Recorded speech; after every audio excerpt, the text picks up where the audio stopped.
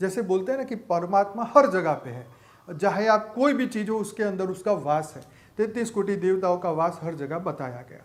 तो ये आपको ये समझाने की यहाँ कोशिश की जा रही है कि हमारा जो मूल स्वरूप है वो परमात्मा का ही स्वरूप है। हम सभी परम परम परम आत्माएं ही है, हम सब ब्रह्म स्वरूप आत्मा है। इसीलिए कहा शिवोहम अहम ब्रह्मास्मि, मैं ही ब्रह्म हूँ। तो ये वेदों का अल्टीमेट नॉलेज है, इससे आगे कुछ नहीं है। आखिर में अगर आप कितने भी वेद पुराण शास्त्र पढ़ेंगे आपको यही बात समझ में आएगी कि हमें बनना ब्रह्म स्वरूप ही है। तो ब्रह्म स्वरूप को याद कैसे करें, तो वेदों में इसलिए अहम ब्रह्मास्मि स्वरूप बताया गया। लेकिन सिर्फ ये बोलने से कि शिवोहम अहम ब्रह्मास्मि, शिवोहम सर्वोहम, ये बोलने से कि मैं शिव हूँ, आप भी शिव हो, सभी शिव हैं, ये बोलने से ये इतना इनफ नहीं है, इतना सेटिस्फाइड नहीं है। इसको हमें मीनिंग भीतर से अंदर लेना पड़ेगा, समझना पड़ेगा कि रियल में हमारा आत्मा का स्वरूप शिव स्वरूप है। हमारे वेदों उपनिषद में बताया हुआ है कि हमारी आत्मा ही शिव है। तो हम शिव से जीव क्यों बने, उसका कारण हमें समझना चाहिए। हम जीव से अब वापिस शिव कैसे बनेंगे, उसका हमें ज्ञान समझना चाहिए, क्योंकि ज्ञान ही हर कष्ट का उपाय है।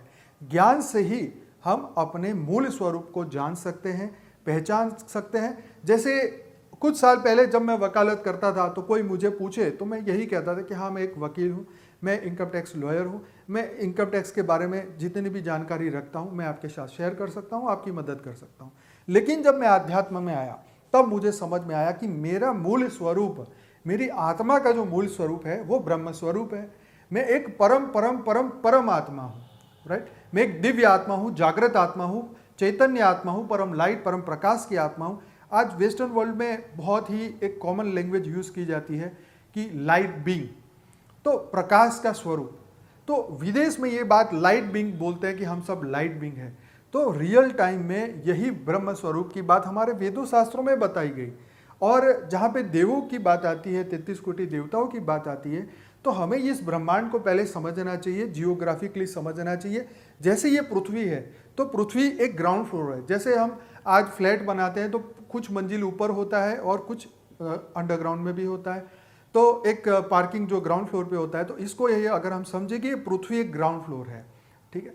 तो 7 लोक ऊपर, भूलोक, भूगोलोक, स्वलोक, जनलोक, तपलोक, ब्रह्मापुरी, विष्णुपुरी, शिवपुरी, तो 7 लोक ऊपर है और 7 लोक पृथ्वी से नीचे। तो रसातल, तलातल, पाताल, और इस तरीके से 7 लोगों की चर्चा है। तो 7 लोक ऊपर, 7 लोक नीचे। पहले के समय में जब सतयुग की स्थापना हो, जब सतयुग बनाया गया, सतयुग था पहले, तो उस वक्त धरती लोक पे जीवन था, ऊपर के लोक में जीवन था, जिसको हम स्वर्ग लोक बोलते हैं, वहां पर भी जीवन था। तो पहले एक व्यवस्था थी कि देवताओं को ऊपर का लोक दिया गया था, स्वर्ग लोक, वहां पे वो रहते थे। असुरों को पाताल लोक दिया गया था, रसातल, पाताल, तलातल, वहां पे दिया गया था। और मनुष्य जो है